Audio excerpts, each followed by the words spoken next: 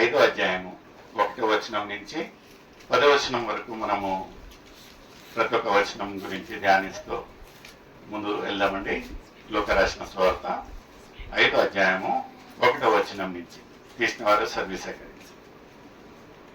జనసమూహము దేవుని వాక్యం వినుచు ఆయన మీద పడుచుండగా ఆయన గెనెసరేతు సరస్సు తీరమున నిలిచి ఆ సరస్సు తీరముననున్న 2 దోణెలను చూచెను. జాలరులు వాటిలో నుండి దిగి తమ వలలు కడుగుచుండేది.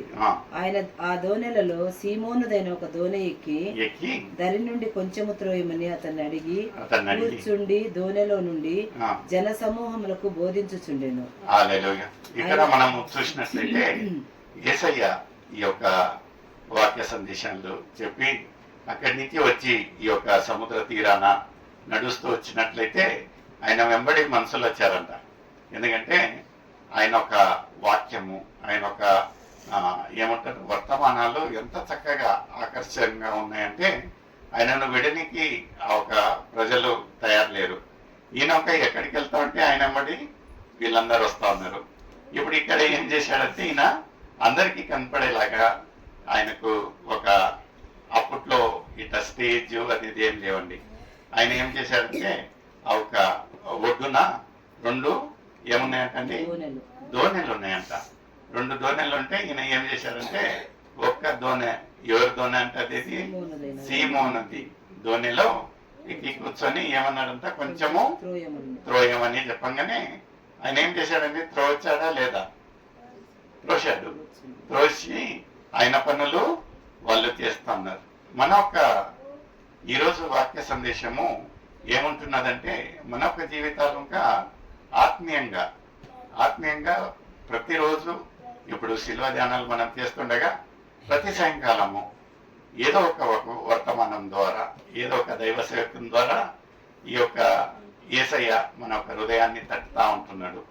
వచ్చి ఏమంటా ఉంటున్నాడంటే అక్కడ ఆయన చెప్తూ మామూలుగా వాక్య సందేశం అంటే అందరికీ చెప్తారండి, ప్రత్యేకంగా ఒక్కొక్కరిని కూర్చోబెట్టి చెప్పరు.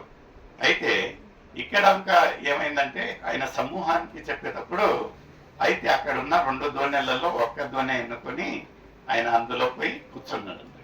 కూర్చొని ఆయన చెప్పింది ఏమంటున్నాడంటే సీమోనును కొంచెము లోపలికి త్రోయి యొక్క దోణేనంటే సైమన్ ఆయన పనులు చేస్తూనే ఏం చేశాడంట ఆయన మాట విని నిజంగా ఎప్పుడు మనం గమనాల్సిన విషయం ఏంటంటే ఎవరిదండి దోణి? అది సీమోనుది. ఓకే, సీమోన్ అడిగి ఎక్కాడు ఆయన యేసయ్య? లేదు కదా, అక్కడ ఖాళీగా ఉన్నది ఆయన ఎక్కి కూర్చొనేది కాకుండా. అయితే ఈ సీమోను చూడండి ఎంత చక్కగా ఆయన కోపగించుకోలేదు.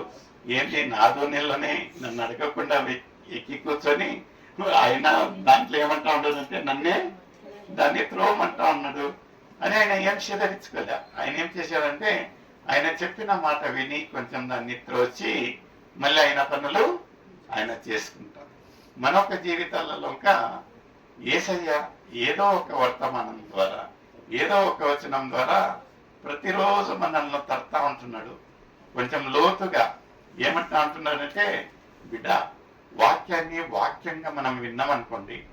ఈరోజు ఇంకా అక్కతోటి కూర్చొని కొంచెం మేము వాక్యము గురించి చర్చ చేస్తుండగా అక్క ఏమంటా ఉన్నదంటే వాక్యంను వాక్య రీతిగా చెప్పినట్లయితే అందులోనే మర్మాలు అందులోనే లోతులు మనము గ్రహించుకుంటాం. అది ఇంకా వాళ్ళు ఎంత లోతైన మర్మాలని చెప్తా ఉంటే మనకు ఇంకా వినే చెవులు ఉండాలండి కదా. మనకు ఇంకా వినే చెవులు ఉంటే 2 వేవ్ లెంత్ మ్యాచ్ అయితే అప్పుడు దాన్ని సారాంశము లేకపోతే దాన్ని ఏందనేది మనం తెలుసుకుంటాము. ఇక్కడ ఒక ఆ ఒక యేసయ్య చెప్పంగానే ఈ సీమోను వచ్చి ఆ ఒక ధోనిను సీమోన్దే ధోని ఉన్నను ఆయన ఏమన్నాడంటే యేసయ్య చెప్పిన మాటను లోబన్నాడు కదా. మనం ఇంకా కొన్నిసార్లు ఏమవుతాయంటే వి స్టార్ట్ జడ్జింగ్. ఎవరన్నా మంచి వాక్యం చెప్పే వాళ్ళు ఉంటే వాళ్ళది మాత్రమే వింటాం కదా.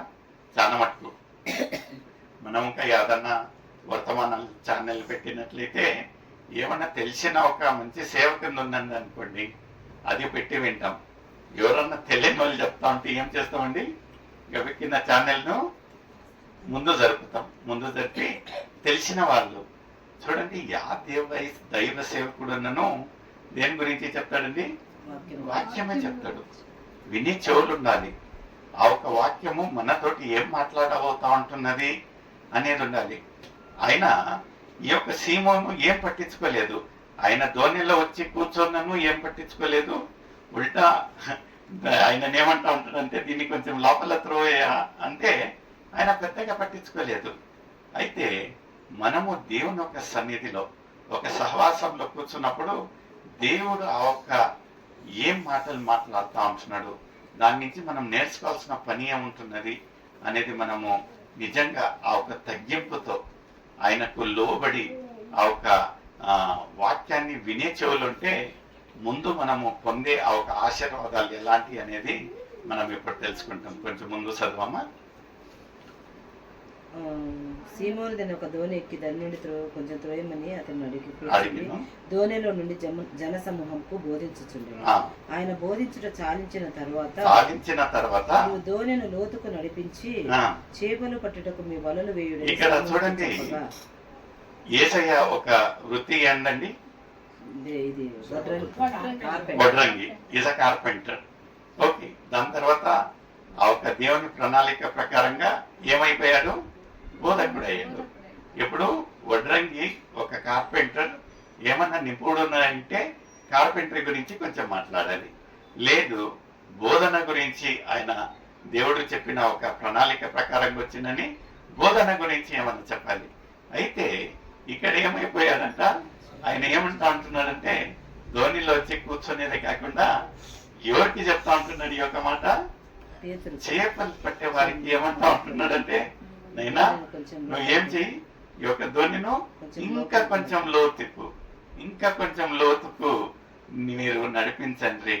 అంటే వీళ్ళు రాత్రంతా కష్టపడి ఆడు ఏం చేస్తా ఉన్నారంటండి? లేదు వలలను ఎప్పుడు కడుగుతారండి? చేపలు పట్టి వచ్చిన తర్వాత. ఈ యొక్క క్రియ ఎప్పుడు చేస్తా ఉన్నారంటే చేపలు పట్టి వచ్చిన తర్వాత చేపలు ఆ ఒక వలలను ఏం చేస్తా ఉన్నారు? క్లీనింగ్ చేస్తా ఉన్నారు. ఇక్కడ యేసయ్య ఆ క్లీనింగ్ చేసిన ఒక వలలను వాళ్ళంతా కష్టపడి ప్రయాసపడి వచ్చిన వాళ్ళకు ఇప్పుడు మరొకసారి యేసయ్య ఏమంటా ఉంటున్నాడండి? చేపలు పట్టుటకు మీ వలలు వేయుడని సీమోనుతో చెప్పగా ఇక్కడ చూడండి, మన ఒక ఆత్మీయ జీవితాలలో మనం ఎన్నో మార్లు ప్రార్థిస్తాము, పాకులాడతాము, ఒక నిరీక్షణ కోల్పోయి ఒక సుస్థైన ఒక పరిస్థితులలో వచ్చి దేవుని వాక్యం వింటా ఉంటే దేవుడు మరొకసారి ప్రతిరోజు నూతనంగా మనతో మాట్లాడుతూ ఉంటున్నాడు. నూతనమైన ఒక అంశాలతో మాట్లాడుతూ ఉంటున్నాడు. నూతనమైన ఒక వాక్యంతో మాట్లాడుతూ ఉంటున్నాడు. ఇక్కడ ఇంకా మనం ప్రతిరోజు ఈరోజు ఈ అంశంలే నాకు తెలిసిందే, చిన్నప్పటి నుంచి నేను చదువుకున్న సండే స్కూల్ కథనే కదా, ఇది ఏముంది, ఒక 2 చేపలు 5 రొట్టెల గురించే, ఇది ఏంటి 5,000కి చెప్పేదే కదా, ఇది మోషే కథనే కదా, ఇది నాకు తెలుసు, అది నాకు తెలుసు అంటే దేవుడు మనతోటి ఏం మాట్లాడుతూ ఉంటున్నాడు అనేది మనం తెలుసుకోలేము. ఇక్కడ ఈ యొక్క పేతురు వీలైతే ఎవరైతే రాత్రంతా ప్రయాసపడి ఒక ఒడ్డుకొచ్చి ఆ ఒక వలలను క్లీన్ చేసుకుంటా ఉన్నారో, ఇక్కడ యేసయ్య ఎవరికైతే ఈ యొక్క చేపల గురించి ఆ ఒక చేపలు పట్టేదాని గురించి ఏ ఒక ఎక్స్పీరియన్స్ అనుభవం లేదో ఆయన ఏం చెప్తా ఉంటున్నాడంటే పేతుర్లకు, మీరు ఇంకా కొంచెం లోతుకు వెళ్ళి మీ యొక్క వలలను అక్కడ వేయండి. అప్పుడు ఏమంటున్నదండి ముందు? సీమోను నా ఏలినవాడా, రాత్రి అంతా కష్టపడినాం నైనా, కానీ మాకేమీ దొరకలే. మనం ఇంకా దేవుడు ఏమంటా అంటున్నానంటే అడుగుడి మీకు ఇవ్వబడును. మత్తయి రాసిన సువార్తలో 7:7 ఏమంటా అంటున్నాడంటే అడుగుడి. నైనా రాత్రంతా అడిగినాము, మేము అడిగేదే కాకుండా కుటుంబం మొత్తం కూర్చొని అడిగాము, కుటుంబమే కాకుండా ప్రేయర్సలు మొత్తం కూర్చొని అడిగాము, ప్రేయర్సలే కాకుండా వాట్సాప్ గ్రూప్ లో ఉన్న వాళ్ళందరితో అడిగించాము, మాకు ఏ ఫలితాంశం రాలే. ఇంకా ఏం అడిగాం నైనా, ఇంకా ఏం అడిగామంటే ఆయనను యేసయ్య మాటను వాళ్ళు తిరస్కరించక తిరస్కరించక ఆయన ఒక అనుభవంను లెక్క పెట్టకుండా వీళ్ళు ఏం చేశారంటే యేసయ్య చెప్పిన రీతిగా చేసినట్టు మన ముందు భాగంలో చదవమ్మా. అయినను ఈ మాట చొప్పున అయినను చూడండి, ఈ యొక్క మాట ఏమంటున్నదంటే అయినను కొన్ని విషయాలలో ఏమవుతాయంటే మనం ఒక మెట్టు దిగాలండి, తగ్గించుకోవాలి. అంతా నాకే తెలుసు, ఇన్ని సంవత్సరాల అనుభవము, నీకేం తెలుసా నన్ను వచ్చినవు అనేది కాకుండా నిజంగా ఆయన మనతోటి ఏం మాట్లాడబోతాం అంటున్నాడు, ఏముంటున్నది దాని నుంచి, నేను తెలుసుకోవాల్సిన పని ఏముంటున్నది అని ఒక్కసారి మనకు విని చెవులు ఉన్నాయి అనుకోండి, అందులోనే నూతనమైన ఒక సారాంశాన్ని మనం నేర్చుకోవచ్చు. ఇక్కడ ఇంకా ఈ యొక్క పేతురు ఆయన ఒక జీవిత కాలం అంతా ఒక జాలరిగా అంటే చేపలు పట్టేవారిగానే ఉంటున్నాడు. ఇంకా ఏందయ్యా రాత్రంతా శ్రమ పన్నా, ఇక్కడ చూస్తే వలలನ್ನು కడిగి పెట్టాను, ఈయన చూస్తే మరలా వెళ్ళి అదొక ఇక్కడ కొంచెం లోతులో ఎక్కడైతే మేము పట్టి వచ్చామో, ఎక్కడైతే ఒక్క చేపను దొరకలేదో ఈయన మరలా అక్కడ అంటున్నాడు. అయితే పేతురులో ఒక మంచి గుణము, ఒక శ్రేష్టమైన ఒక గుణం ఏముంటున్నదంటే అయినను నీవు మాట చొప్పున మళ్ళా వేతును. నిజంగా అది యేసు మరలా చెప్తాడు, ట్రై అంటిల్ యూ సక్సీడ్ అంటారు. కొన్ని విషయాలలో ఎన్నిసార్లు ట్రై చేశాను. మనం ఒకరితోటి వైరత్వం ఉన్నప్పుడు ఒకసారి బైబిల్ చెప్పేది కదా, మనము ఈ యొక్క శిలువ ధ్యానాలలో ఒకరికొకరు మాట్లాడించుకోవాలి, అతను మాట్లాడకపోయినామో మనం పోయి మాట్లాడాలి అని ఒకసారి పోయి మాట్లాడతాం, వాళ్ళు ముక్కు మూతి ముడుచుకుంటారు. రెండోసారి పోయి మాట్లాడతాము, వాళ్ళు అంతే చేస్తారు. మూడోసారి ఇంకా పోయి నాలుగోసారి మనము సాలించుకుంటాం.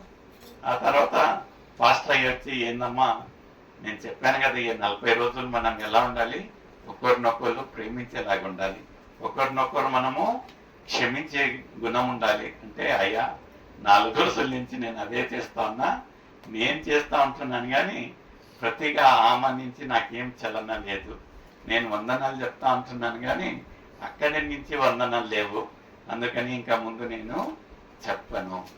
అయితే ఈ యొక్క పేతురులో ఒక శ్రేష్ఠ గుణం ఏముంటున్నదంటే అయినను నీవు చెప్పిన రీతిగా నేను వల వేతును కదా.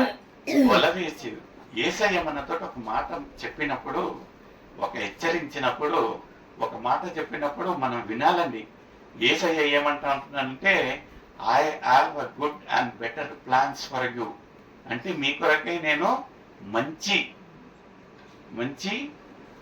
ఆలోచన, మంచి ప్రణాళికలు ఉంటున్నాయి కానీ మీకు హాని చేసేటి కాదు. ఇప్పుడు ఇంకా పేతురు అంత శ్రమ పన్నను, అంత వలలు కడిగినను, ఆయన చెప్పిన రీతిగా వలలు వేసినందుకు ముందు ఆయన చూసిన ఒక అద్భుత కార్యం ఏముంటున్నదండి, వారు అలాగ చేసి విస్తారమైన చేపలు పట్టారంట. చూడండి, ఆయన ఒక అనుభవాన్ని, ఆయన ఒక మొండితనాన్ని ఏమన్నా యేసయ్య ఈయన బోధకుడు బోధన చేసే విడిచిపెట్టి ఈ చేపల గురించి ఈయనకి ఏమని ఏలనగా మాట్లాడకుండా ఆయన చెప్పిన మాటలను విన్నందుకు ఇక్కడ ఎలాంటి ఉన్నదంట, మనము ఆ ఒక సీన్ ను చూసినట్లయితే వాళ్ళ వలలు పిగిలిపోయాయంట. మన ఒక జీవితాలలో ఒక్కొక్కసారి యేసయ్య చెప్పిన మాటలను, యేసయ్య చూపించిన మార్గాలలో మనం నడిచినట్లయితే కన్నులు చూడనివి, చెవులు వినని ఒక ఆశ్చర్యకార్యాలు మన ఒక జీవితంలో మనం చూస్తూ ఉంటున్నాం. నిజంగా నిన్నటి రోజున మేము కూర్చొని మా ఒక యూట్యూబ్ చూస్తూ నిజంగా దేవుడు కనికరించాలే కానీ ఎలాంటి వారిని కదా, ఎలాంటి వారిని దేవుడు ఎలాగా మారుస్తాడు. నిజంగా మనం ఏందో ఎవరో టీవీలో కనపడతా ఉంటే ఆశ్చర్యంగా చూసేవాళ్ళం మేము కదా, అనుకునే వాళ్ళం అరే మనం ఎప్పుడు అన్ని టీవీలో కనపడేది మన పెళ్లిళ్ళల్లో, లేకపోతే వేరే వాళ్ళ పెళ్లిళ్ళల్లో వీడియోలో కనపడతాం కదా, దాన్నే 10 సార్లు తిప్పి చూసుకుంటాం. వేరే వాళ్ళదైతే, మన పెళ్లిదైతే మనకు ఆ ధైర్యం ఇంకా సాలదు, 2-3 సార్లు చూడండి కదా. అయితే దేవుడు ఎంత శ్రేష్టంగా ప్రతిరోజు యాడ చూసినను, యా మొబైల్ చూసినను, మనం ఒక ఛానల్ ఓపెన్ చేసుకుంటే మనమే కనిపిస్తాను. దేవుడు చూడండి, ఒక్కసారి దేవుడు చెప్పిన రీతిగా దేవుడు చూపించిన ఒక మార్గంలో మనం నడిస్తే కనులు చూడనివి, చెవులు వినని. ఈ యొక్క జాలరుడు, ఈ యొక్క పేతురు అలాగా అతను వలలో పిగిలిపోయేటట్టు ఎప్పుడన్నా చేపలను పట్టాడో లేదో నాకు తెలియదు. అయితే ఆ ఒక గొప్ప కార్యాన్ని యేసయ్య చెప్పిన మాటను ఆయన త్రోసివేయక, ఆయన చెప్పిన మార్గంలో, ఆయన చెప్పిన ఒక స్థలంలో వల వేసినందుకు ఈ యొక్క ఆశ్చర్యకార్యం చూశాడు. ఆ ఒక ఆశ్చర్యకార్యం ముందు చదవమ్మా.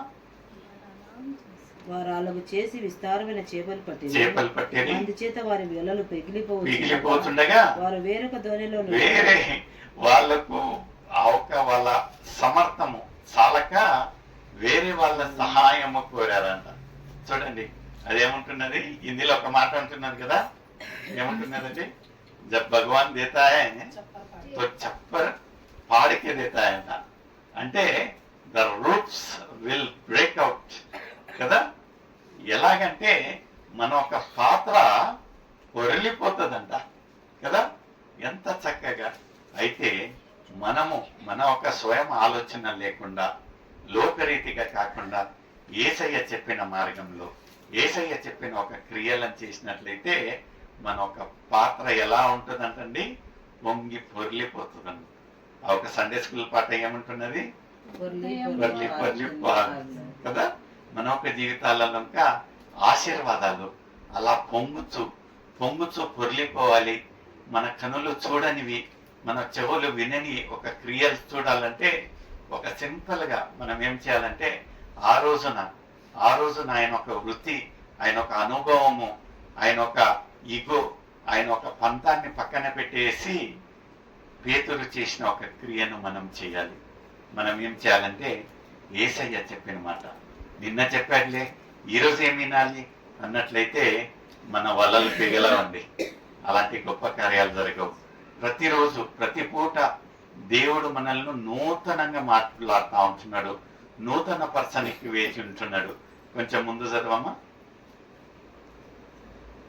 దోణిలో ఉన్న తమ పాలివారు వచ్చి తమకు సహాయం చేయవలనని వారికి సంజ్ఞలు చేసి వారు వచ్చి 2 దోణెలు మునుగునట్లు నింపేరి. సీమోను పేతురు అది చూచి యేసు మోకాళ్ళ ఎదుట సాగిలపడి ప్రభువా నన్ను విడిచిపొమ్ము. ఎందుకంటే ఆయన గురించి ఆయన యేసయ్య ఏమన్నా నోరు తెరిచి చెప్పాడండి, పేతురు పాపాత్ముడా అని చెప్పాడండి? లేదు. ఆయన ఒక క్రియలు, ఆయన చేసిన ఒక కరిస్మాటిక్ ఒక అద్భుతాన్ని చూసి పేతుడికి ఆయన ముందు నించోనికి ధైర్యం చాలలేదంట. చాలలే. ఆ ఒక అద్భుతాన్ని చూసి, నైనా నా జీవిత కాలం అంతా నేను చేపలు పట్టాను, అయితే రాత్రంతా శ్రమపడి ఒక్క చేప పట్టకుండా నిరుత్సాహంతో అక్కడ ఉన్నట్లయితే నీవు ఏ ఒక అనుభవం లేదు, అయితే నువ్వు చూపించిన చోట నేను వల వేసినట్లయితే వల పిగిలిపోయేదే కాకుండా 2 దోణెల నిండా చేపలను పట్టే ఒక క్రియ. నిజంగా నువ్వు సామాన్యుని కాదు, నువ్వు ఒక అద్భుత కర్తవు అని అక్కడనే ఏం చేశాడంట, మోకరించి నన్ను విడిచిపో, ఎందుకంటే నేను ఒక పాపి. మనం ఎప్పుడన్నా చెప్పామండి? ఎవరన్నా చెప్తే నేనేం తప్పు చేశాను, నేనేమన్నా మర్డర్ చేశానా, అంత గొప్ప పాపినా, నా పక్కన వాళ్ళని చూడు, నా ఇంటి వారిని చూడు, ఆమెను చూడు, ఈయనను చూడు అంటాం. కానీ మనం చేసిన ఒక క్రియలను మనం ఎప్పుడు, ఎందుకు పేతురును దేవుడు ఇంత శ్రేష్టంగా అందరి శిష్యులలో పేతురుకు మాత్రమే ఒక వాగ్దానం చేశాడు. ఏమన్నాడండి? ఏం కడతానన్నాడు? సంఘమును కడతా. ఎందుకంటే ఎవరికి లేని ఒక ధన్యత. అయితే